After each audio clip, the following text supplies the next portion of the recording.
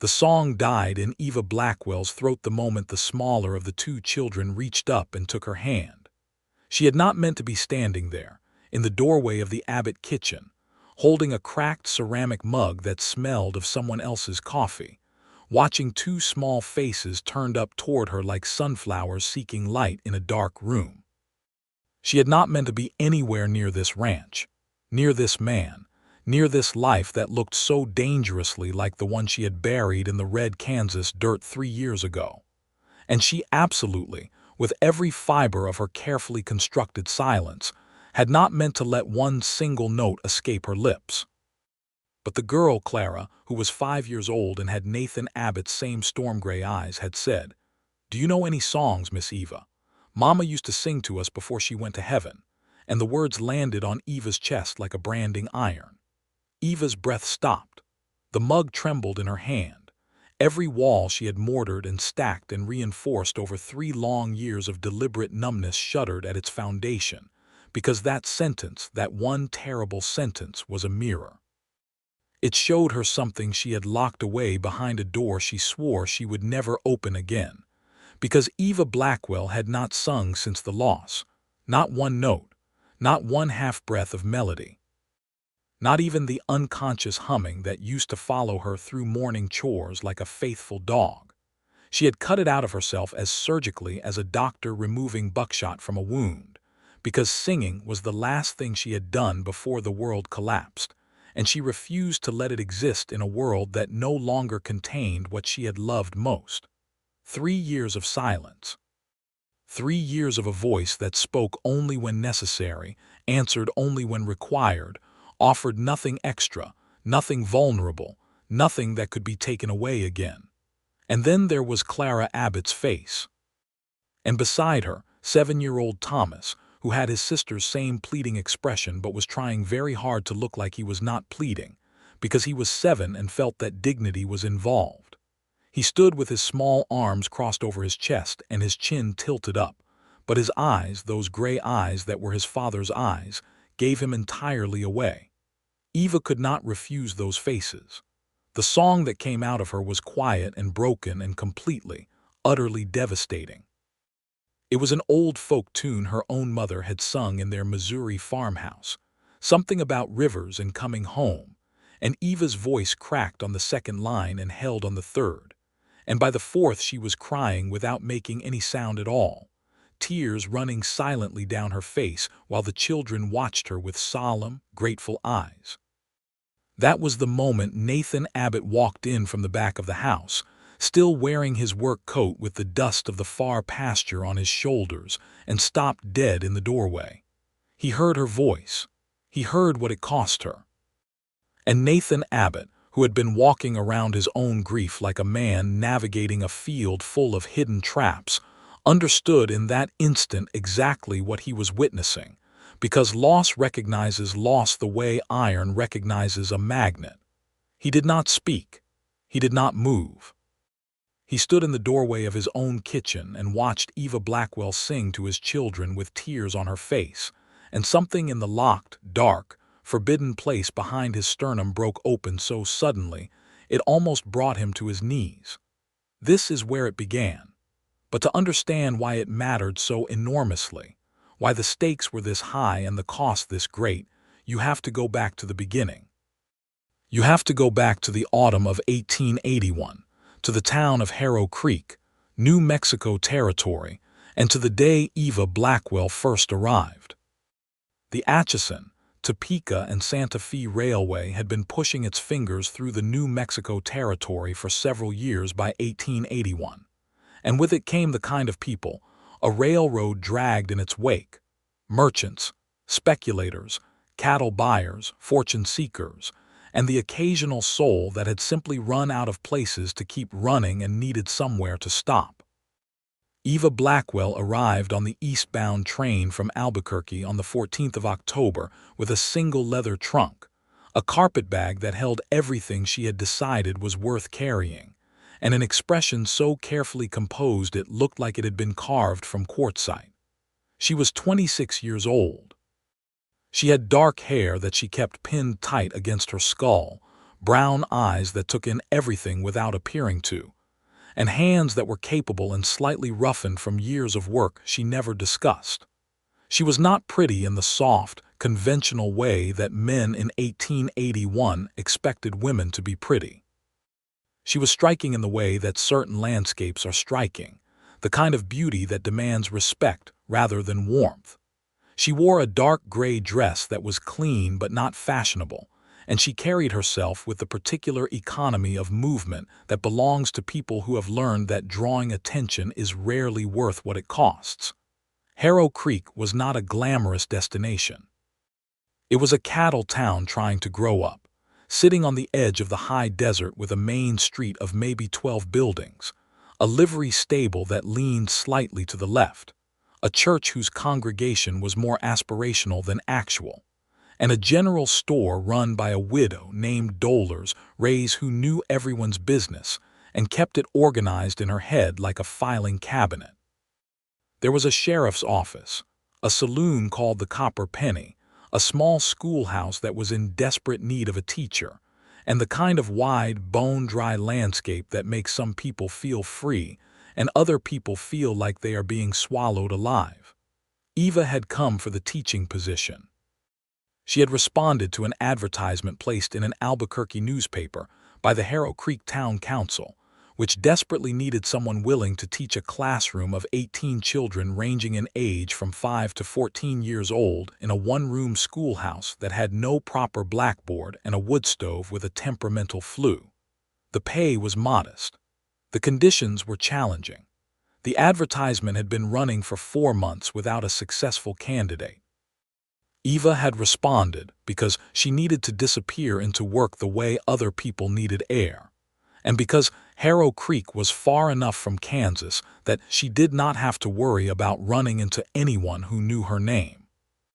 The loss that had silenced her singing had happened in the spring of 1878 in a small farming community outside of Dodge City, Kansas.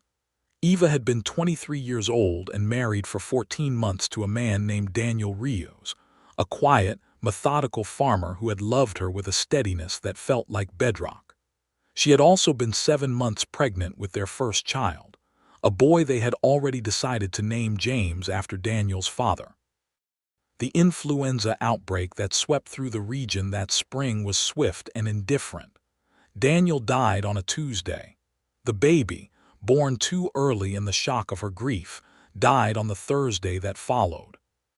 Eva herself had survived, which was something she spent considerable time in the months that followed struggling to make peace with.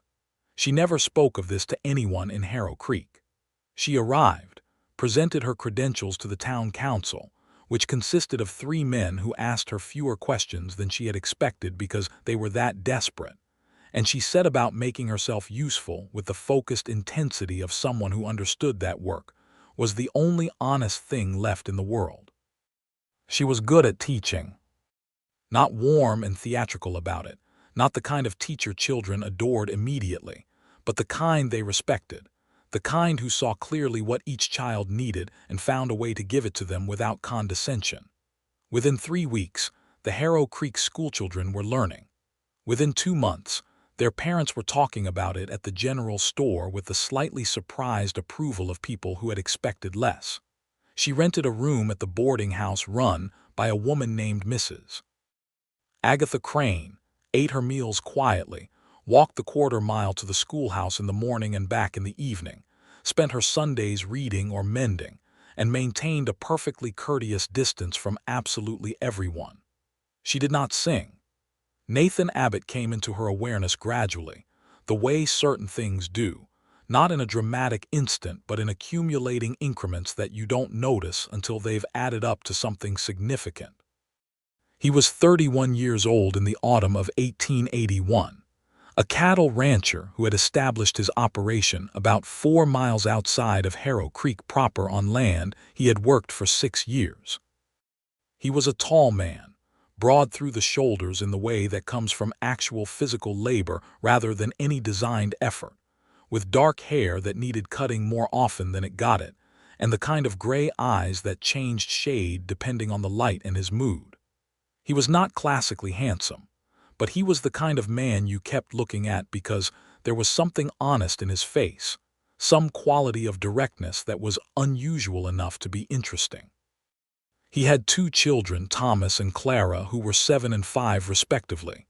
He had a wife named Margaret, and then, 8 months before Eva arrived in Harrow Creek, he did not. Margaret Abbott had died in February of 1881, in the brutal stretch of cold that had hammered the New Mexico territory that winter, from a fever that started as what seemed to be an ordinary winter illness and became, within 10 days, something that the doctor in Harrow Creek had no tools to stop. She had been 28 years old. She had loved her husband with the kind of easy, unguarded love that comes to people who have not yet been badly hurt, and she had been a good mother, the singing kind, the kind who tucked her children in with folk songs and hymns and made up little melodies for the names of their horses. Thomas and Clara remembered her voice the way you remember something that has become part of your idea of what safety feels like. Nathan Abbott, after Margaret's death, was not the man who had existed before it. He was functional. He ran the ranch. He hired 2 hands, a taciturn man in his 40s named Hector Vega, who had been with him for 3 years, and a younger man named Pete Calloway, who was 22 and enthusiastic about horses in a way that made him useful if occasionally reckless. He cooked enough to keep his children fed, kept the house clean enough to be habitable, and carried his grief around with him with the tight, controlled silence of a man who cannot afford to put it down, because he does not know what will happen if he does. He brought Thomas and Clara to the new schoolhouse when it opened that October, because Thomas was well past the age for it, and Clara was 5, and Margaret had made Nathan promise, in one of their last conversations, that the children would be educated properly. So he brought them, and he met the new teacher briefly, a civil handshake and 3 sentences, and he went back to his ranch and thought about the coming winter and the condition of his north fence line. He did not think about Eva Blackwell, not yet. The first time their lives actually collided rather than politely touched was in November, on a Wednesday afternoon 3 weeks into the school term, when Clara Abbott fell on the schoolhouse steps and cut her knee badly enough that it needed more attention than Eva's limited medical supplies could provide, and the nearest doctor was temporarily away in another settlement. Eva cleaned the wound as carefully as she could, wrapped it, and then, because she was not the sort of woman who passed off responsibility when she was the one holding it, she hitched the school's elderly horse to the supply wagon and drove Clara Abbott the 4 miles to her father's ranch herself. Nathan Abbott came out of the barn when he heard the wagon, and the look on his face when he saw his daughter's bandaged leg and tear-streaked face was the first thing that cracked Eva's carefully maintained armor. Not toward him, not yet, but it registered. The way he went to Clara first, immediately, without a single look anywhere else. The way he went down on one knee in the dirt and took her small face between his big hands and checked her over with his eyes before he said a word. There was nothing performed about it. There was nothing there except a man who loved his child with a completeness that had no self-consciousness in it at all. Eva waited while he checked Clara's leg, spoke to her quietly, made her laugh despite herself with something Eva did not quite catch, and then carried her into the house. He came back out after a few minutes, and he looked at Eva differently than he had the first time they'd met, more carefully. Like he was actually looking. "Thank you for bringing her yourself," he said. "You didn't have to do that." "She was frightened," Eva said, which was her way of explaining that of course she'd done it because there was no other sensible option. Nathan nodded slowly as if she had said something that required thought. "Can I offer you something before you head back? Coffee, at least. The drive's cold and it's getting on toward evening." Eva's instinct was to decline. Her instinct was always to decline things that moved toward warmth, toward connection, toward any kind of occasion that might develop into something requiring more of her than she had budgeted to give. But the afternoon had gone golden and cold the way November afternoons do in the high desert, and she was, in fact, very cold, and something in the plain, unadorned courtesy of his offer was hard to refuse. She accepted the coffee. She sat at the kitchen table of the Abbott ranch house for 20 minutes, drank the coffee, which was strong and very good, and had one of the most honest conversations she had had with anyone in 3 years, which was remarkable because neither of them said anything particularly revealing. They talked about the school, about the children's progress, about the winter conditions, and whether the forecast was as bad as the old-timers were predicting.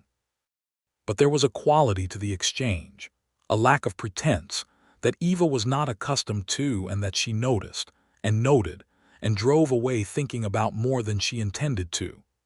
Thomas and Clara Abbott were, Eva had to admit, exceptional students. Thomas was fiercely intelligent in the way that manifested as an insatiable need to understand how things worked, always asking the next question before you had finished answering the first. Clara was different, quieter in her intellectual energy, but she had an extraordinary memory and a sensitivity to language that was unusual in a 5-year-old. She memorized the poems Eva read to the class with the ease of someone who does not understand that this is not the normal way. They were also, both of them, clearly navigating something enormous and not having very good tools for it. Thomas's grief expressed itself as anger in the way that boys his age were conditioned to process pain. He was sharp-tongued with the other children sometimes, defensive and proud, and when his composure cracked, it cracked suddenly, like a fault line giving way. Clara carried hers differently, with a tender, careful sorrow that was almost adult in its restraint, except that sometimes in the middle of an ordinary lesson she would go very still and very far away. And Eva, who understood the geography of that particular country, would give her a moment before gently calling her back. Eva began to watch for Nathan Abbott's wagon on Monday mornings and Friday afternoons, when he brought the children to school and collected them. She did not examine this habit closely. She simply noticed that she was aware of it, the way you are aware of a sound that comes at regular intervals, until its absence would be louder than its presence. He began to linger a few minutes longer at drop-off as November moved into December. A comment about the weather, a question about Thomas's arithmetic, a remark about a book Clara had mentioned at supper. These were not flirtations. They were the careful, tentative connections of two people who had both learned that connection is dangerous and are testing the ground before they put their weight on it. The crisis that forced things into the open happened on a Tuesday in the second week of December. Eva was walking back to Mrs. Crane's boarding house in the early dusk when a man she did not know stepped out of the gap between the general store and the assay office and demanded her carpet bag, the one she always carried that held the school's ledger and her own papers. This was not an uncommon kind of danger in a cattle town in 1881, and Eva's response to danger was never panic. It was a cold, assessing fury that she found much more useful. She did not have a weapon on her. She was reaching the conclusion that she was going to need to be clever about this, when Nathan Abbott came around the corner from the direction of the livery stable with a length of fence wire in one hand and took in the situation in approximately 1 second. What happened next was brisk, physical, and over in less than 2 minutes. Nathan was not a violent man by temperament, but he was large, he was strong, and he had the particular advantage of someone who has made a genuine decision. The man who had threatened Eva made a recalculation and departed at speed into the dark between the buildings. Nathan turned to Eva. His jaw was set and his breathing was slightly elevated, but his eyes were steady. "Are you hurt?" "No," she said. And then, because honesty was the only currency she had ever been able to afford, "That was well done." He almost smiled. It was the first time she had seen anything approaching a smile on Nathan Abbott's face, and it changed his face in a way that was, Eva thought with some alarm, very difficult not to look at. "Walk you back to Mrs. Crane's," he said. She let him. They walked in silence that was somehow easier than conversation, and at the door of the boarding house Nathan said, "I'm glad you're all right," in a tone that was quiet and completely unadorned, and Eva stood at the door after he had gone and pressed her hand flat against the wood frame and told herself very firmly that she was not feeling what she was feeling. She was not entirely convincing. The thing about secrets in a town the size of Harrow Creek was that they were harder to keep than anywhere else. Dollar's Rays at the general store knew about Eva's past within 6 weeks of her arrival, not because Eva had told anyone, but because Dollar's had a cousin in Albuquerque who had a friend in Dodge City, and the world in 1881 was smaller and more interconnected than people liked to admit. Dollar's kept this knowledge to herself, with the precision of someone who understood that information was a responsibility as much as a power. She watched the developing situation between the new teacher and the grieving rancher with the calm, slightly protective interest of someone who had decided that the world generally needed more happy endings than it produced. Mrs. Agatha Crane was more direct.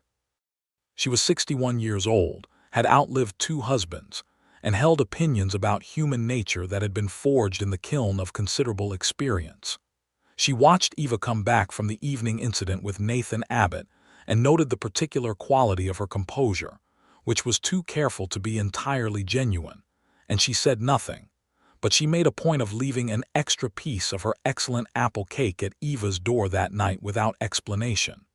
December was cold that year. The kind of cold that got into the walls and stayed there, that made the ground ring like iron underfoot in the mornings, and painted the windows with frost every night. Eva kept the schoolhouse wood stove burning hot and read to the children in the afternoons when it was too cold for any kind of outdoor activity, and the children, pressed close together for warmth and story, were perhaps the happiest they were all year. Nathan began to find reasons to come into town on days that were not Monday and Friday. A supply run, a question for the blacksmith, a piece of business at the land registry office. These reasons were not entirely fabricated, but they were also not entirely unavoidable, and Eva was observant enough to know the difference. She found this more unsettling than a direct approach would have been, because a direct approach would have been easier to deflect. This was something slower and more patient, and it was precisely the kind of thing she had no established defense against. She had a letter to write and she could not write it. It was not a letter to anyone living. It was the letter she wrote to Daniel every year on the anniversary of his death, the private accounting of her year that she wrote and then burned, her way of maintaining a conversation she refused to call finished. She sat at her small desk in her room at Mrs. Crane's and held the pen and could not arrange the words, because this year there was something she could not make honest sense of, something she did not want to put into sentences. There was a man with gray eyes and careful hands and 2 children who were becoming the best students in her classroom, and Eva Blackwell, who had buried her heart in Kansas soil in the spring of 1878, was discovering to her considerable discomfort that the ground under her feet was not as permanently frozen as she had believed. The Christmas social at the Harrow Creek church happened on the evening of the 23rd of December, and was the social event of the season in a town where social events were sparse enough that people dressed properly for the occasion regardless of the temperature. The church was decorated with what the territory could provide in the way of festivity, pine boughs and red calico and candles in glass jars, and it smelled of pine sap and beeswax and someone's excellent spice cake.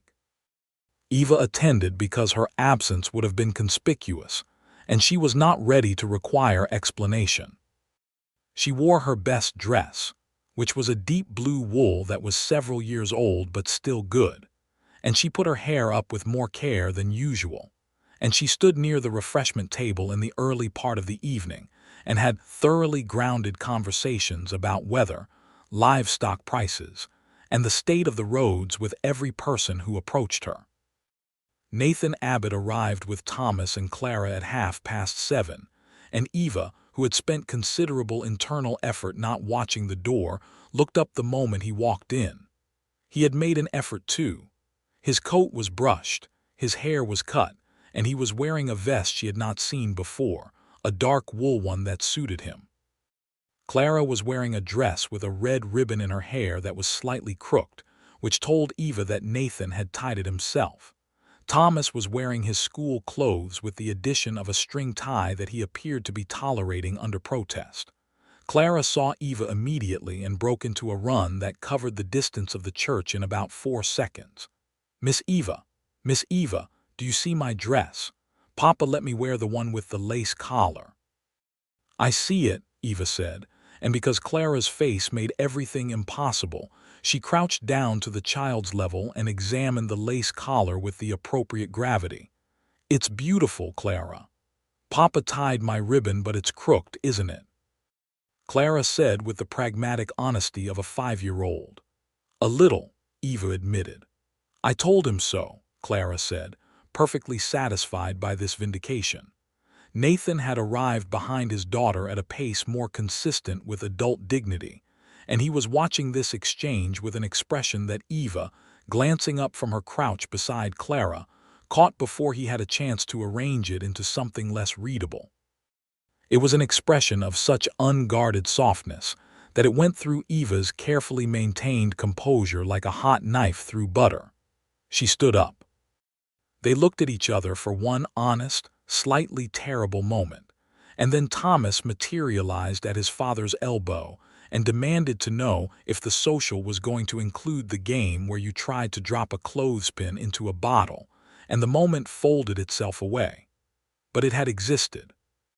And Eva, walking home alone in the cold Christmas night 2 hours later, had to stop outside Mrs. Crane's boarding house and look up at the stars and breathe very deliberately for a minute, because her chest felt like something was expanding in it that had not moved in 3 years. This was the problem with forbidden feelings. They did not respect the rational structures you built to contain them. Eva had constructed her argument against this particular danger very clearly. She had loved once and lost everything, and the kind of love she had lost was not something she was willing to risk again, because she did not believe she could survive another such loss. She was functional now. She was useful. She taught children and ate sensible meals and maintained her composure and kept the silence where her singing had been, and this was a life. It was not what she had imagined, but it was a life she controlled, and control was the only currency she trusted anymore. Nathan Abbott's gray eyes were outside her budget. The way he had looked at her in the church was categorically unaffordable, and she knew it. What she did not know, because she had no access to it, was that Nathan was having the exact same argument with himself approximately 4 miles away in the ranch house that was too quiet after the children were in bed. He sat at the kitchen table with a cup of coffee that had gone cold, and worked through it with the methodical thoroughness he brought to all practical problems. He was not ready. His grief for Margaret was still a real, present thing that he had not finished living with. He had 2 children who needed stability, not the additional uncertainty of watching their father involve himself in something complicated. He was a practical man. He understood that the beautiful, carefully sealed woman who had arrived in his town and made his children happy and come home with him in the dark after a dangerous moment on the street was a minefield. Not because she was dangerous, but because she mattered. And things that matter are the most perilous things in the world. He told himself to leave it alone. He told himself this several times. He was not entirely successful. January of 1882 was the month that forced both of their hands, not through any dramatic romantic development, but through the arrival of a man named Gerald Marsh. Gerald Marsh was 44 years old, a land speculator from Denver who had been buying up ranch land throughout the New Mexico territory by combining legitimate purchase, questionable legal maneuvering, and the occasional arrangement that stopped just short of what could be proven as coercion. He had heard that the Abbott ranch, sitting on prime grassland with reliable water access, had been understaffed and financially strained since the death of the wife, and he arrived in Harrow Creek in mid-January with documents and a proposition, and the particular kind of smile that is very carefully designed to look trustworthy. He made his proposal to Nathan on a Thursday morning, and Nathan, who had been dealing with a difficult winter, a north pasture fence that kept coming down in the wind, and a pricing situation with the cattle buyers that was not resolving in his favor, heard the proposal out with controlled patience and declined.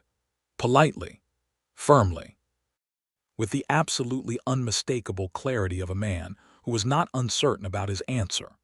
Gerald Marsh was not a man who accepted no with good grace. He left the ranch that Thursday with the specific quality of departure that belongs to men who have already decided that the no is simply a preliminary position. He made Nathan's situation his business. He talked to the bank in Santa Fe about the ranch's loan position. He talked to the cattle buyers about their arrangements with the Abbott operation. He had conversations that were designed to apply pressure in places where pressure would eventually produce a different answer. He also, because Eva Blackwell's presence in Harrow Creek as the schoolteacher had put her adjacent to the Abbott children, and therefore to Nathan Abbott, decided to visit the schoolhouse one January afternoon on the pretext of evaluating educational conditions in the town, which was not a pretext that anyone would have felt the need to use before him. Eva recognized what he was in approximately 4 minutes. She recognized the hidden motive behind the polished courtesy, recognized the way his questions about Nathan Abbott's children were angled to gather information rather than any genuine interest.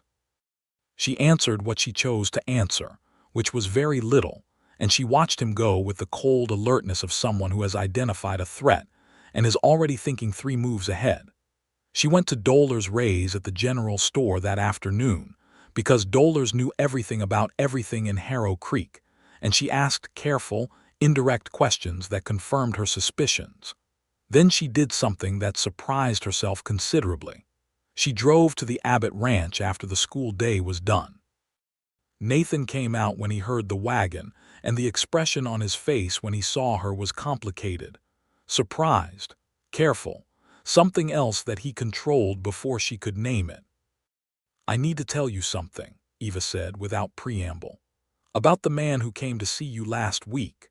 He held the horse's bridle while she climbed down, which was a courtesy that she noted and filed away, and they went into the house, and she told him everything she had observed and confirmed about Gerald Marsh. She was precise and organized in her account, as she was in everything, and Nathan listened without interrupting, which told her something good about him. When she finished, he was quiet for a long moment. Then he said, "Why did you come and tell me this?" The question was simple and direct and therefore very difficult. Eva looked at her hands on the kitchen table. "Because I could," she said, "because I knew something that could help you and withholding it would have been wrong." "That's the whole of it," he said, not unkindly, simply honestly. Eva looked up at him. They were sitting across from each other at the kitchen table where she had drunk her first coffee in his house 2 months ago, and the kitchen was warm and smelled of the stew he'd left simmering on the stove, and his children were in the next room having an argument about something that was clearly very important to them and not at all significant to anyone else. "No," she said, because she was too honest for any other answer. "It's not the whole of it." Nathan Abbott looked at her with those gray eyes that she had not been able to stop thinking about for 2 months, and what was in them was not triumph or satisfaction or the premature confidence of someone who has won something. It was recognition, the same recognition that had moved through her when she'd seen him kneel in the dirt to check his daughter's face. Loss recognizing loss, honesty recognizing honesty. "I'm not in any condition to offer you anything easy," he said. "I want you to know that straight out. I've got 2 kids who are still grieving their mother, a ranch that's fighting me every day, and a speculator trying to run me off land I've poured 6 years into. I'm not a romantic prospect, Miss Blackwell." "You think I'm looking for a romantic prospect," Eva said, and there was a faint edge to it that was the closest she came to humor. Something shifted in his expression. "What are you looking for?" She sat with this question for a moment. It was the question, the real one, the one she had been avoiding for 3 years because the answer was too frightening. "I don't know yet," she said, which was the most honest thing she could have said, and both of them understood it. "All right," Nathan said quietly. "Neither do I." They sat with this mutual uncertainty for a moment, and it was, Eva thought, more intimate than anything she had anticipated. Not because it was comfortable, but because it was true. The Gerald Marsh situation became genuinely serious by the end of January. Nathan discovered that Marsh had been speaking to his bank, had been suggesting to the Santa Fe Cattle Company that there were concerns about the Abbott operation's reliability, had been systematically poisoning the financial relationships that kept the ranch viable. This was not a metaphor. This was a trap being constructed with real components, and if Nathan did not act decisively and soon, it would close around him. Nathan and Eva found themselves, somewhat inevitably, working on this problem together. Eva had a mind for strategy that Nathan had not expected, and that he found himself appreciating enormously. She sat at his kitchen table on 3 successive evenings, while the children did their schoolwork nearby, and she helped him construct a counter-approach that was methodical and defensible and absolutely contained no illegal elements, because Eva Blackwell did not believe in shortcuts that compromised integrity. They wrote letters to the Santa Fe Cattle Company, providing verifiable evidence of the Abbott Ranch's reliability record. They documented Marsh's conversations with precision. They made contact with 2 other ranchers in the territory who had been targeted by Marsh's operations, and who were very willing to combine their accounts into a formal complaint to the Territorial Land Office. This took time and work and many evenings. Thomas and Clara, who were doing their schoolwork at the kitchen table and were 7 and 5 years old respectively, absorbed this situation with the resigned pragmatism of children who are accustomed to adult troubles arriving at the family table. Clara, on the second evening, climbed into Eva's lap without asking permission and stayed there for an hour while Eva wrote, occasionally asking questions about the spelling of words, which she was experimenting with.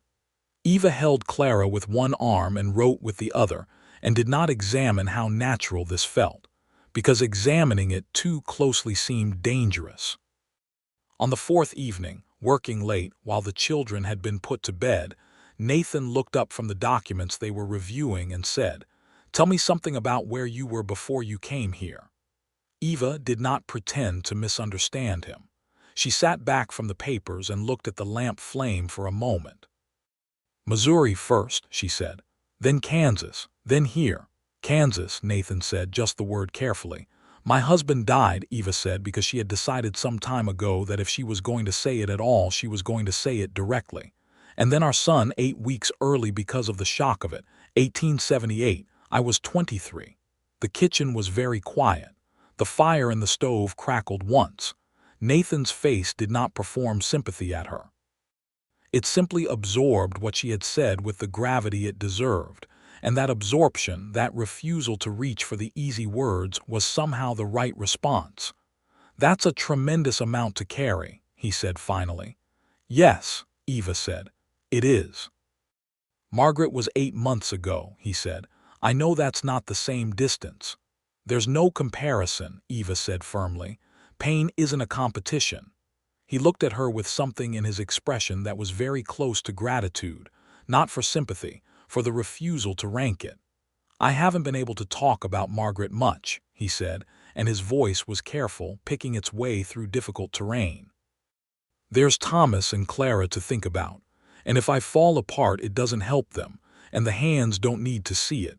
And in town, everyone wants to help, but the helping feels like being watched. And so he stopped. "You just keep it inside where you know where it is," Eva said softly. He looked at her. "Yes, exactly that." "I know," she said. "I know exactly that." This was the night that changed things, not with any physical declaration, but with the surrender of honesty.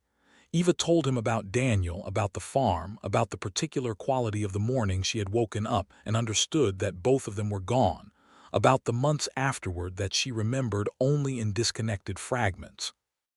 Nathan listened with the whole of his attention, which was one of the rarest gifts one human being can offer another.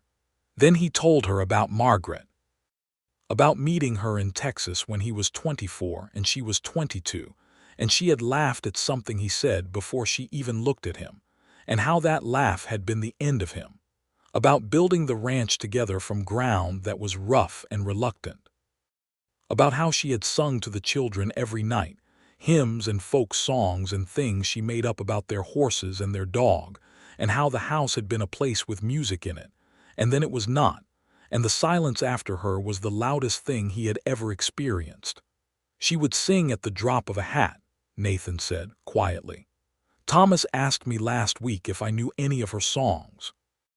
I knew the ones, I knew them, but I couldn't, he exhaled. I couldn't make my voice do it. It felt like it would break something. Eva looked at him. She understood this with every cell in her body. Some things, she said carefully, are too connected to the person who is gone to survive without them, for a while. For a while, Nathan repeated, looking at her with quiet hope in the question. I think so, she said. She was not certain, but she thought so. Gerald Marsh made his final move at the end of February, and it was more aggressive than Nathan had anticipated. He arrived in Harrow Creek with a deputy from Santa Fe who had either been given false information or convinced to act on documents that Marsh had spent the previous month constructing with considerable deceptive skill. The claim was a disputed land title, the suggestion that a portion of the Abbott ranch's eastern boundary had been incorrectly surveyed and that Marsh had a prior claim to it.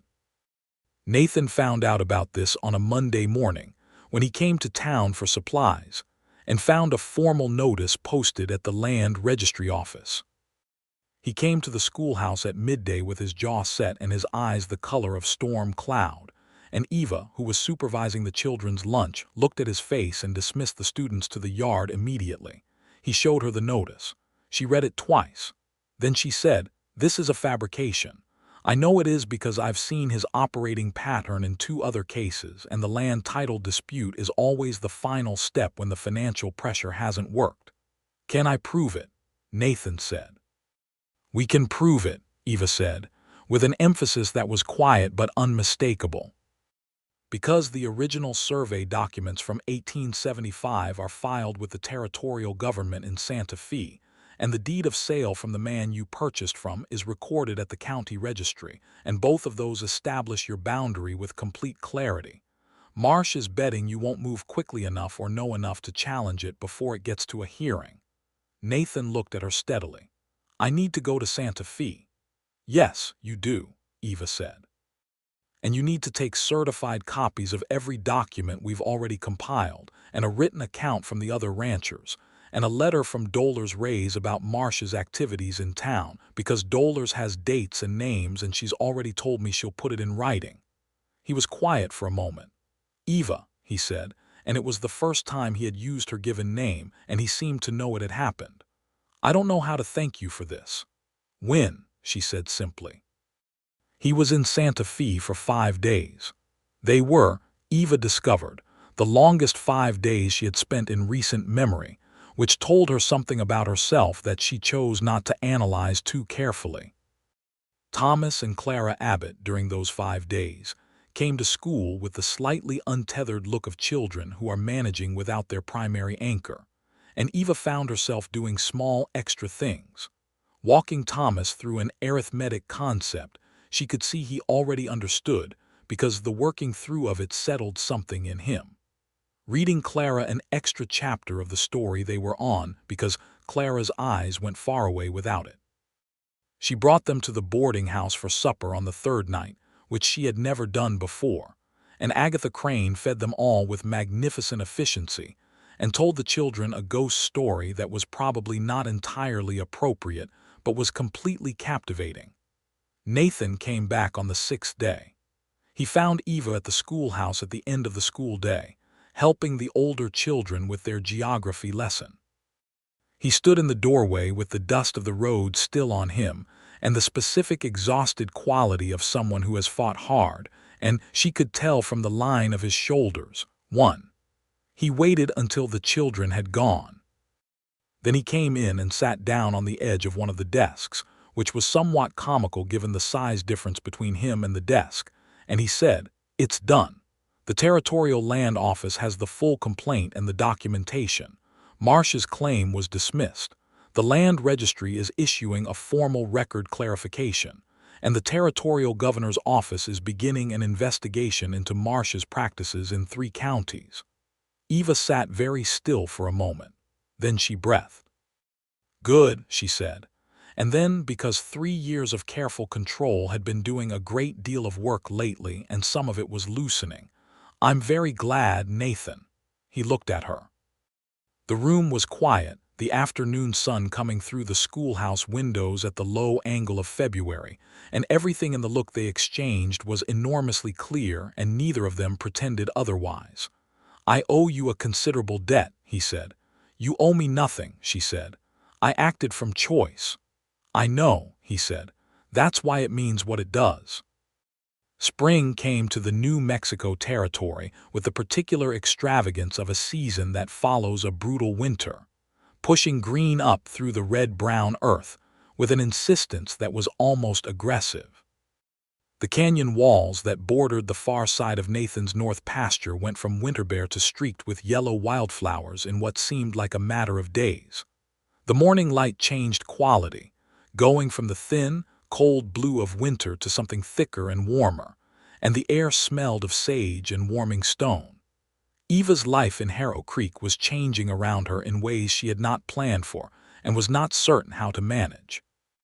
She was being absorbed into the community with the particular warmth of a place that has decided it has chosen to accept you, which is different from and more encompassing than mere tolerance. Dollar's Rays had begun to save certain books that came in on the supply wagon for Eva specifically. Mrs. Crane had given her the larger room at the boarding house without raising the rate. The parents of her students stopped her on the street with a quality of appreciation that went beyond mere satisfaction with their children's progress. And Nathan Abbott rode into town on Tuesday and Thursday mornings now, not on supply business, and tied his horse at the rail near the schoolhouse and came to the door and waited for her to finish whatever she was doing, and then they walked. Through town, out along the creek where the cottonwoods were coming back to life, wherever the evening allowed. They talked with the ease of people who have already said the most difficult things and found that they survived them. Sometimes they were quiet for long stretches, which was a different kind of intimacy. Thomas and Clara had taken to watching their father and their teacher with the particular focused attention of children who are trying to understand something adult and enormous. Thomas was too dignified to ask directly. Clara had no such inhibition. "Are you going to be our new mama?" she asked Eva on an April afternoon, with the absolute directness of 5-year-old logic. Eva looked at Clara's face. She looked at Thomas's face, which had gone very still and very careful in a way that told her he was pretending to be less interested than he was. She took a breath. "I don't know, sweetheart," she said, because honesty was the only language she had. "What I know is that I care about you and Thomas very much. Whatever happens, that's true." Clara considered this with remarkable seriousness. "Mama sang to us," she said. "Do you know any songs?" And Eva's throat closed. She had not sung since the loss. 3 years and more of silence, carefully maintained, because the music was too tangled with the grief to separate. It had been her voice that was singing the morning Daniel died. She had been washing dishes and singing a folk tune her mother had taught her, and the sound of her own singing was the last thing she had heard before she had turned and known from his face that something had gone terribly wrong. She had not made that sound since. Not one note. Not even humming. It was the last wall she had built, and she had built it deep. But there was Clara's face, and behind it Thomas's face, both of them carrying the same loss she knew, and the music they needed was not the music of pleasure but the music of comfort, the music that says you are not alone in the dark. And Eva Blackwell could not refuse those faces. The song came out of her like something that had been held underwater for too long, breaking the surface with tremendous effort. It was her mother's folk song, the one about rivers and coming home, and her voice cracked on the second line and held on the third, and by the fourth she was crying without sound, and both children were watching her with their grave gray eyes, and it was the most completely unmade she had felt since Kansas. That was when Nathan walked in. He stood in the doorway of his kitchen, and he heard her voice, broken and true and present in a way that voices are when they have not been used for something real in a long time, and he understood what he was seeing. He had a dark past with silence himself. He knew what it cost to break it. He did not speak.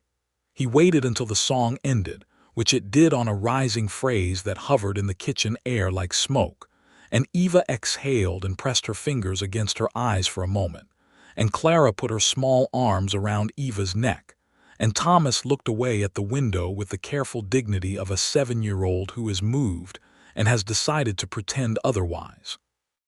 Then Nathan came in quietly and crouched beside the chair where Eva sat and looked at her with those storm-gray eyes and said, very softly, "I heard." "I know," she said. Her voice was steadier than she expected. "Are you all right?" "I think," she said carefully, "I might be." He looked at her for a long moment. "I need to ask you something," he said, "and I need you to know that the answer won't change anything between us if it's not the answer I'm hoping for, because you deserve to know that before I ask." "Nathan," she said. "Eva," he said. They looked at each other over Clara's head, and the kitchen was very warm and the spring light was coming through the window, and the children were there, which was both the most complicated and the most clarifying thing about the moment. "Will you stay?" he said. "Not for the children, though they need you, not because of Marsh or the ranch or any practical thing, but because he stopped and started again. Because I have been walking around my own life for 8 months like it's a place I'm visiting, and you are the first person who has made it feel like somewhere I might actually be willing to live again.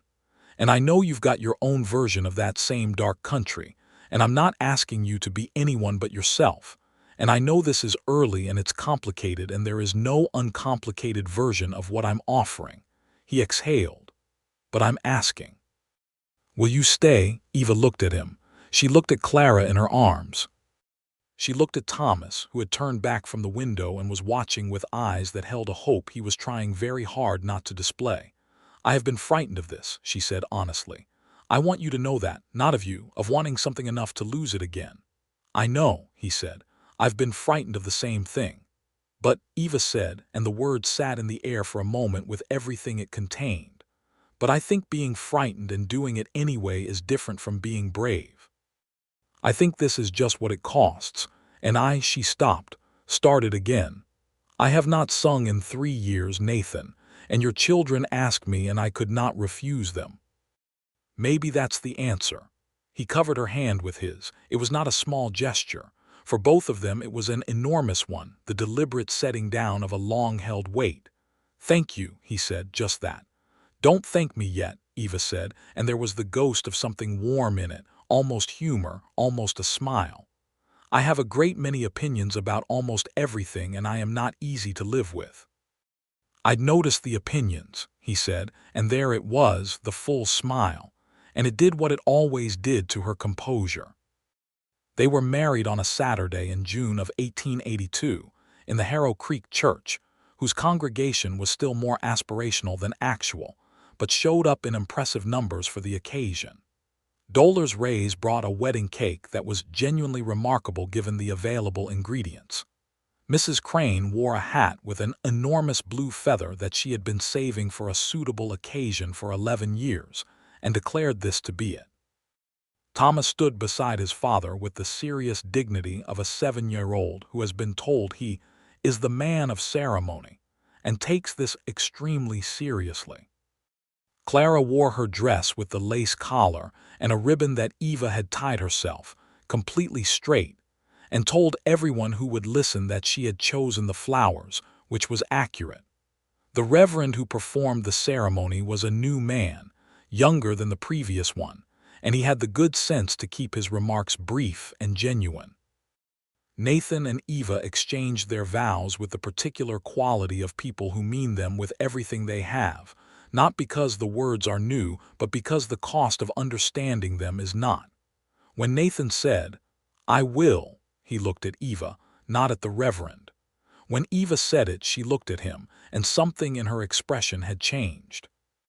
The quartzite was still there, the bedrock quality, but something had come through it. Not softness exactly. Warmth, perhaps. the warmth of someone who has decided to trust the ground and discovered it will hold. The reception was held in the open space behind the church in the June sunshine, and there was music from a fiddle player named Cormac who set up on a hay bale and played reels that made even the most reserved people tap their feet. Clara danced with extraordinary enthusiasm and no particular accuracy, and claimed loudly that she was doing it correctly and anyone who disagreed was wrong. Eva danced with Nathan, once and then again because he asked. He was not a graceful dancer, but he was a careful one, attentive to where she was and how she was moving, and they laughed at a mistake in the second reel, both of them genuinely, and Eva thought, "This is a thing I had forgotten." That laughter could be this easy with another person. They moved to the ranch that summer, and Eva continued teaching at the schoolhouse through the following school year, which the town council accepted because they had no desire whatsoever to lose her and were intelligent enough not to make the traditional demand that married women give up their positions. Eva continued to teach, and she continued to manage the classroom with the precision of someone who understands that children are the most important work there is, and she brought the same precision to the ranch house, gradually, without erasing what had been there before. She was careful with Margaret's things. She did not remove them quickly or thoughtlessly. There was a small framed cross-stitch Margaret had made that hung in the kitchen, and Eva left it there, because it had hung there when the children were small and it should remain there. There were songs Margaret had sung, and Eva learned them from Nathan's imperfect memory of them, piecing them together like quilts, because the children deserved to have those songs continue. She began to sing again, not all at once, not easily, but incrementally, the way spring comes to the desert.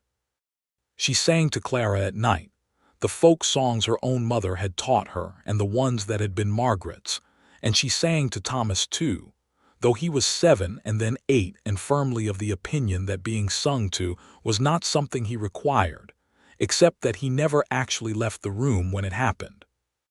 Nathan heard her voice in the evening sometimes, when he was finishing the last of the outdoor work, and the window of the children's room was open, and he would stop what he was doing and listen, not because the singing was extraordinary, though Eva's voice had a low, clear quality that was genuine, but because the fact of it was extraordinary and he did not take it lightly.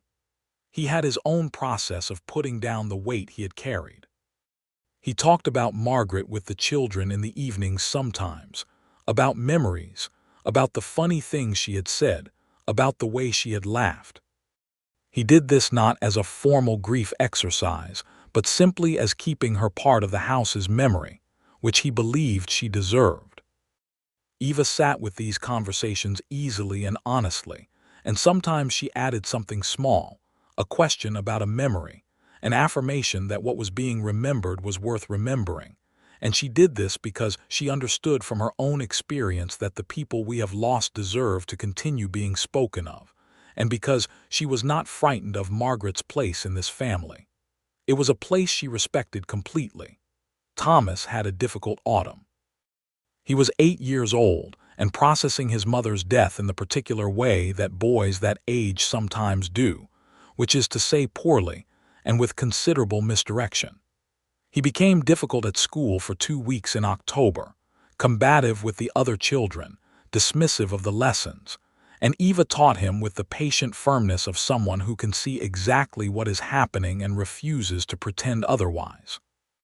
She spoke to Nathan about it honestly, not as a complaint but as a shared problem, and Nathan talked to Thomas with the directness that was his nature and that Thomas needed, man to man about grief and what it does, and the conversation was not perfect but it was real, and Thomas came through October into November a little more himself. Clara was, in many ways, simpler. She had decided to love Eva completely and without reservation, and she did so with the focused intensity she brought to everything. She wanted to sit with Eva while Eva corrected student work. She wanted to help braid Eva's hair, which she did with more enthusiasm than skill. She wanted to know everything about Missouri and everything about Kansas, and she asked about Daniel once, very directly, because she had heard his name mentioned, and Eva told her the simple truth, that she had been married before and her husband had died and it had been very sad, and Clara received this with appropriate gravity and then said, "But now you have us," which was both the simplest and most complete thing she could have said.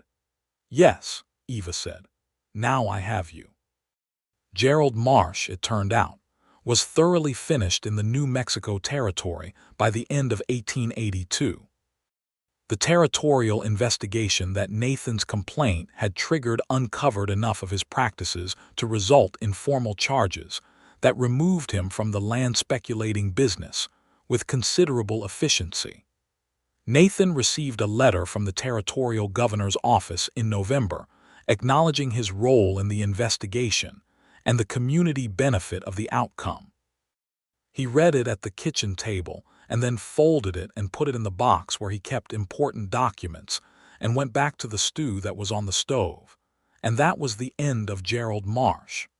The winter of 1882 into 1883 was gentler than the previous year, and the Abbott ranch came through it in strong condition. The north fence held. The cattle prices from the Santa Fe Cattle Company were better than anticipated. Hector Vega, the older ranch hand, negotiated his wages with Nathan with the blunt honesty of a man who had earned his ground, and Nathan met him fairly and they shook on it, and Hector went back to work with the satisfaction of someone who has been treated correctly. Pete Calloway, the younger hand, had fallen into what appeared to be a genuine attachment to a young woman in town whose father ran the assay office, and he navigated this with the particular combination of bravado and terror that characterizes 23-year-old men in love. Eva watched this development from a slight distance and found it both recognizable and entertaining. She discovered she was expecting a child in March of 1883, which she confirmed with the doctor, who had returned to regular residence in Harrow Creek, and told Nathan that same evening after the children were in bed. She sat across from him at the kitchen table where so much of their life together had been negotiated and said it directly, as she did everything. Nathan sat very still for a moment. Then his face did something complicated and enormous, and he came around the table and took her hands and held them for a long time without saying anything, and she could feel in the quality of his grip everything there was to say. "Are you frightened?" he asked finally. "Yes," she said honestly, "but differently than I was before. I'm frightened because I love what I have. That's a different kind of frightened." He pressed his lips against her hands. "Whatever happens," he said, "you are not alone in any of it." She looked at him. "I know," she said, and she meant it completely, which was a thing she had not believed she would ever mean again. "That's the difference." She told Clara and Thomas at the kitchen table on a Sunday morning, which was her preferred day for announcements of significance, because everyone was home and relatively calm. Thomas received it with the serious consideration of someone who is deciding what he thinks about something large. Clara received it by immediately standing up on her chair and stating that it was going to be a girl, and her name would be Rosie, with a certainty that required no information to support it. Thomas pointed out that it might be a boy, with the reasoned authority of someone who has had 8 years of experience and believes this qualifies him. Clara said she did not think so. Thomas said that was not how it worked. Clara said she knew that. This negotiation continued through breakfast. The baby was born in late November of 1883, on a cold, clear day when the desert sky outside the ranch house windows was so blue it looked painted. It was a boy, which Thomas received with the vindication it deserved, and Clara received with the pragmatic revision of someone who is recalibrating expectations in real time. Nathan held his son for the first time with an expression that Eva, from the bed where she had just done the most physically demanding thing she had done in her life, watched and stored in the place where she kept the things too important for ordinary language. He held the baby carefully and completely, both hands, and looked at his face with a thoroughness that was very much Nathan's particular quality of attention. "James," Eva said, which she had told him weeks ago and he had agreed to immediately. James, for the husband she had lost, because the name deserved to go forward and this was the way she chose to carry it. James, Nathan confirmed, quietly, looking at his son.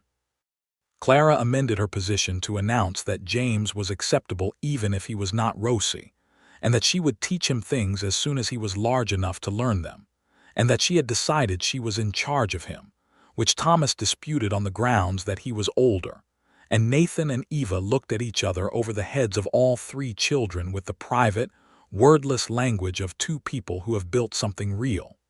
The schoolhouse at Harrow Creek was growing. By 1884, Eva had more than 20 students and was in serious discussions with the town council about the possibility of a second teacher being recruited. She had a different relationship with the schoolhouse now than she had when she arrived, less a refuge and more a genuine calling, less a place she went to disappear into work and more a place where she went to do something she believed in because she believed in it. She was teaching the children songs. Not just music as a lesson subject, though she taught that too, but songs as a living thing. The folk songs her mother had taught her, and songs from the territory and hymns from the church and simple, beautiful tunes that she had been carrying in silence for 3 years and was now putting back into the world. The children of Harrow Creek sang in Eva Blackwell's schoolroom and went home singing, and their parents heard their voices in the evenings and thought something had changed without always knowing what.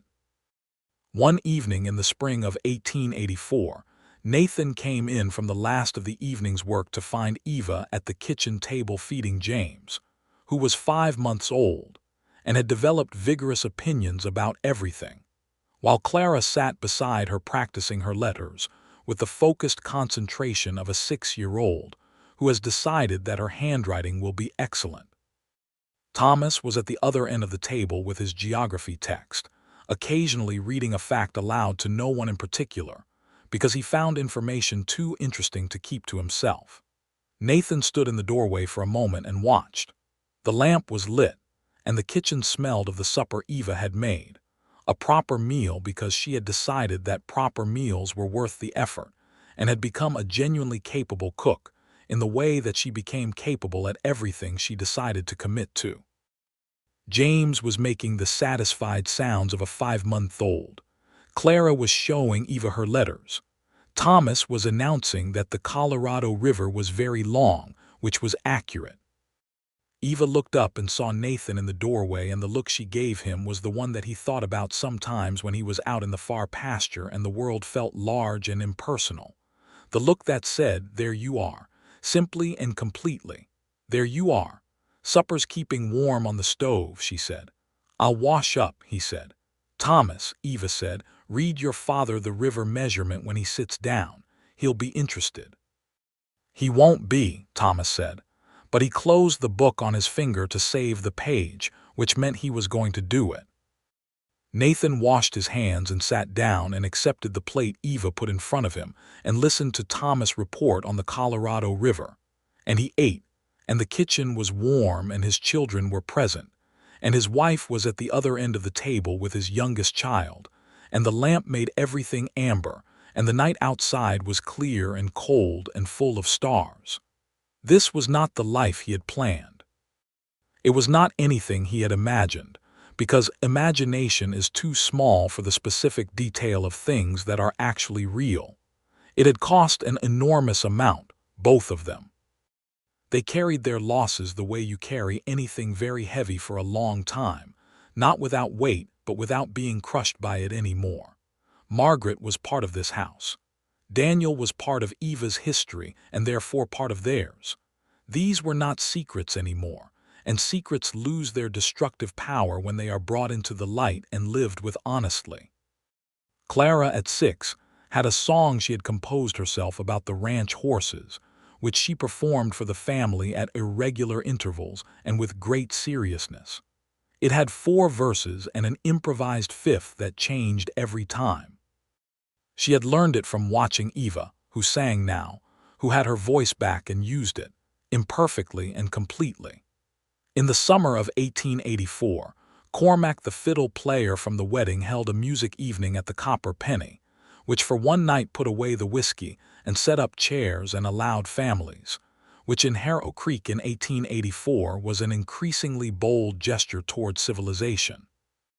Nathan took Eva and all three children, James in Eva's arms and Thomas and Clara on either side, and they sat in the warm lamplight of the saloon-turned-music hall and listened to Cormac play reels and ballads and one slow, beautiful old hymn that made several people press their handkerchiefs to their faces. Then Cormac, who knew everyone's business because he played at every occasion, called Eva up with the particular democratic shamelessness of a musician who wants an audience, and Eva looked at Nathan with an expression that said she was going to argue, and then looked at Clara's face and recognized that she was going to lose the argument anyway. She stood up with James against her hip, and she sang a folk song into the lamplight of the Copper Penny, an old Missouri tune her mother had sung, and her voice was low and clear and not perfect, but it was real and present and fully there, and the room went quiet in the way that rooms go quiet when something true is happening.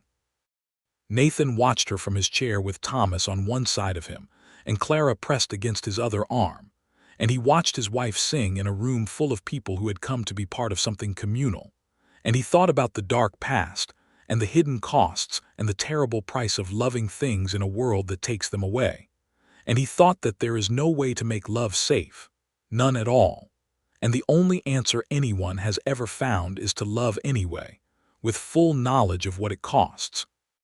Because the alternative is a silence that is worse than any loss. Eva finished the song and there was applause, which Clara joined at enormous volume, and she came back to her seat and handed James to Nathan and sat down, and Clara climbed immediately into her lap, and Eva looked at Nathan over Clara's head, and there was something so completely unguarded in her face that Nathan had to look away for a moment, not because it was too much but because it was exactly enough. James, for his part, had opinions about the music. He expressed them at length. The school hired its second teacher in the autumn of 1884, a young woman from Santa Fe named Frances Holloway, who was 22 years old and enthusiastic in the way that people are when they are beginning, and Eva mentored her with patient honesty, passing along what she had learned, which was considerable. Thomas Abbott turned 10 in November of 1884 and was, Eva assessed with the professional clarity of someone who taught children for a living, exceptional. The breadth of what he wanted to know was extraordinary, and she had begun to seriously consider what educational path might be available to him beyond what Harrow Creek could offer, a conversation she was planning to have with Nathan over the winter. New Mexico was changing, the territory was growing, and with it the possibilities for what children born in the desert could go on to become. Clara at 7 was already reading books well beyond her age level, with the particular satisfaction of someone who has found the thing they are naturally best at and knows it. She also had strong opinions about the management of the household, the correct arrangement of the kitchen, the best route between the ranch and town, and the optimal schedule for visiting Dollar's Rays at the general store, which was frequently, because Dollar's kept candy in a jar behind the counter, and Clara had determined that regular visiting maintained the relationship in productive ways. James, at almost a year old, was large for his age and had Nathan's gray eyes and Eva's observant quality, which manifested as a baby in an intense, solemn watching of everything around him that adults found either endearing or slightly disconcerting, depending on their comfort, with being regarded carefully by an infant. On the evening of the last day of November in 1884, Nathan and Eva sat on the porch of the ranch house after the children were in bed, which was a habit they had developed in the warmer months and maintained even into the cooler ones because it was worth a coat and a blanket. The night sky over the New Mexico desert was extraordinary, the stars close and numerous in the way that they are in places far from the lights of cities, and the air smelled of sage and cold stone. Eva leaned against Nathan's shoulder the way she did when she was not thinking about her posture, which was becoming more frequent, and they sat without speaking for a comfortable stretch. "I've been thinking," Eva said after a while. "About what?" Nathan said. "About Thomas," she said. "And what happens in 5 or 6 years when he's exhausted what Harrow Creek can offer him." "I've been thinking about that too," Nathan said. "There are good schools in Albuquerque," Eva said. "And the territory is going to be a state eventually. The educational infrastructure will have to grow with it." "We have some time," Nathan said. "We do," she agreed, "but I like to think ahead." "I know," he said, and there was warmth in it. They were quiet again. The night moved around them without hurrying. "Nathan," Eva said, "I'm glad I came to Harrow Creek," she said. "I came here to disappear, and instead she paused. I found something I did not have the courage to look for." Nathan turned his head and pressed his lips against her hair, which was down and loose the way she wore it only in the house, in the private space of their life. "You had the courage," he said quietly. "You just didn't know you were using it at the time." She thought about this. "Clara asked me to sing tonight before she went asleep," she said. "I did." "I heard," he said. "Does it?" She stopped, started differently. "Is it all right when I sing Margaret's songs to them?" He was quiet for a moment that was full of thought rather than difficulty. "It's more than all right," he said. "It's the best thing. She want them to have the songs. She want them to hear music from their mother." He paused. "And you are their mother, in the way that counts, which is the showing up everyday way." Eva closed her eyes for a moment. The showing up everyday way. She thought about what that had cost her to begin and how completely natural it had become. And she thought about the dark past and the hidden rooms she had locked and the secret she had kept from herself for 3 years, which was that she still had the capacity for this, for all of it, for the terrifying, enormous, irreplaceable daily work of love. "We're going to need a larger house eventually," she said, because her way back to the manageable was always through the practical. Nathan laughed. It was a good sound, full and genuine, the laugh of a man who is at home in his life. "Are we?" "If you're interested in the discussion," Eva said. "I'm interested in the discussion," he confirmed, still laughing slightly. "Good," she said. "I have thoughts." "I know you do," he said. "You always do." He took her hand under the blanket they were sharing, her capable, slightly roughened from work hand, and held it with the ease of long practice and the deliberateness of someone who does not take things for granted, and they sat on the porch of the Abbott ranch in the cold November night of 1884 while 3 children slept inside, and the stars carried on being magnificent without requiring acknowledgement. There was no way to make it safe. There had never been a way to make it safe. But Eva Blackwell, who had buried everything and rebuilt nothing for 3 years, and then found herself unable to refuse 2 small faces with gray eyes turned up at her in the doorway of a kitchen, had discovered what she should probably have known before, that the forced choice is not between loving and being safe. The forced choice is between the ultimate sacrifice of yourself, the slow erasure of everything you might still be, or the terrifying, necessary, entirely worth it act of beginning again. She had chosen beginning again. And the song was back, and the children were asleep, and Nathan's hand was warm around hers, and the desert sky was full of light. In the spring of 1885, Eva discovered she was expecting again. She told Nathan at the kitchen table as before, and his face did the same thing it had done the first time, complicated and enormous and entirely good. Clara, when told, immediately announced that this time it was definitely going to be a girl named Rosie, with a certainty that 3 years of being wrong had done nothing to diminish.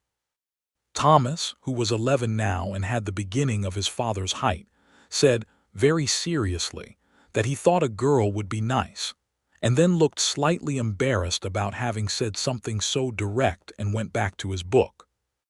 The baby was born in October of 1885, on a bright autumn day with the canyon walls outside going gold and red in the season's change. She was a girl. Eva named her Rose because Clara had been right and deserved the credit, and because Rose was a name that sounded like beginning, like something growing up through difficult ground. Clara, at 7, received this vindication with magnificent dignity went immediately to Thomas and said, "I told you so," at considerable length. Thomas, who was 11 and had been right once, took this gracefully. Eva sat in the ranch house bedroom with Rose in her arms and Nathan beside her and James toddling around the base of the bed with the cheerful indestructibility of almost two. And through the open door, she could hear Thomas and Clara arguing about something that was entirely unimportant, and the afternoon light was coming through the window, and the ranch outside was alive with the sounds of autumn work. She looked at Rose's face, at the small, complete new presence of her, and she thought about Rivers and Coming Home, which was the song she had not sung for 3 years, and then had sung, broken and present, in a kitchen that had become hers. She thought about the loss and the silence and the slow, improbable, desperately necessary process of finding that the silence was not the end. She began to hum very quietly, the old folk tune, her mother's song. Rose's eyes, which were still the unfocused, impressionistic eyes of the very new, moved slightly in the direction of the sound. Nathan, sitting beside her, heard it and put his arm around her carefully, around both of them, and said nothing, because nothing needed to be said. She sang the whole thing through, every verse, including the last one about coming home. Her voice was not what it had been at 23, but it was there, and it was hers, and it carried forward everything it had cost to get it back. The dark country of grief, the hidden rooms, the forced choice, the small faces she could not refuse, the gray-eyed man who had asked her to stay with the honesty of someone who knew exactly what he was asking. She sang it for Rose, and for James pressing his small palms against the blanket to look at his sister, and for Thomas and Clara arguing in the other room, and for Nathan, whose arm was around her and whose breath was steady and present at her side. She sang it for Daniel, 3 years gone, who had loved her before this and deserved to be remembered. She sang it for Margaret, who had sung to these children before her and whose songs she carried forward because they deserved to continue. She sang it for herself, for the 23-year-old who had stood at a window in Kansas and learned that the worst could happen and you still had to find a way to keep going. For the 26-year-old who had arrived in Harrow Creek with a leather trunk and a quartzite composure, and the secret determination to survive by feeling nothing. For the woman she had become, the one who was willing to feel everything, not because it was safe, but because the alternative was no longer acceptable. The song ended. The afternoon held them all in its golden, ordinary light. The ranch breathed around them, Nathan's 6 years of work and her 2 years of becoming part of it, the north fence that held and the cattle that were doing well, and the children growing up under this desert sky that was enormous and indifferent and beautiful. "Thank you," Nathan said quietly, for the song, for everything the song was. "You're welcome," Eva said, and she meant it the same way, which was completely. Rose slept. James sat down on the floor with the peaceful suddenness of toddlers and began examining his own hands with great interest. From the other room, Thomas and Clara's argument had evolved into something that sounded like an extremely energetic game, which was its own resolution. The lamp needed to be lit soon, and supper needed attention, and the world needed all the practical, ordinary things that make up a life. Eva looked at her husband and her children in the amber afternoon and felt something settle in her chest, something final and complete. Not the absence of loss, she would always carry that, it was part of her, part of what had made her who she was, but the presence of everything else. The terrible, irreplaceable, enormous gift of everything else. The sun went down over the New Mexico territory in the autumn of 1885, red and gold against the canyon walls, and the Abbott ranch house had its lamp lit in the window and music in it, and the woman who had not sung since the loss was singing again, quietly, into the warmth of her gathered life, and every note was both what it had cost and what it was worth. It was worth everything.